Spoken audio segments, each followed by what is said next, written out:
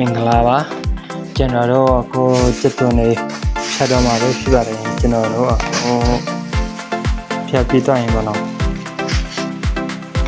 ရောင်းဖို့ရှိတော့ဒီဟာကြတော့ကျွန်တော်တို့အခုလောလောဆယ်ဖြတ်နေတော့ရှိပါတယ်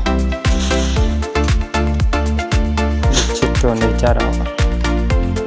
ဝမ်းပေါ့နော်ဝမ်းစစ်သွင်းအကြီးအကြည့်အသက်ပေါ့နော်အကြည့်အသက်ပုံစံလေးတွေရှိပါတယ်အဲ့ဒါတွေကိုဖြတ်ပြီးတော့ကျွန်တော်တို့နေလာပြီးတော့တပံပြန်ကြီးကောင်းတော့အောင်လို့ကျွန်တော်တို့လုပ်တော့မှာပဲဖြစ်ပါတယ်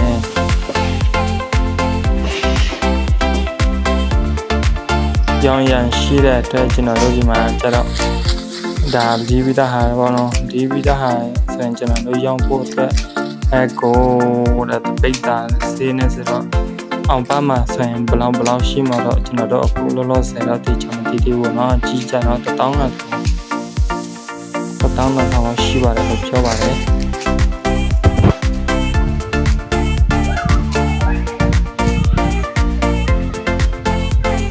ဆုံးကြည့်လို့ကိုကြည်သွားပေးပါဒီလိုမှယူချင်ကောင်းမအောင်မရေးပေးပါနော်မှယူနိုင်ပါတယ်ဘုန်းကျေးဇူးတင်ပါတယ်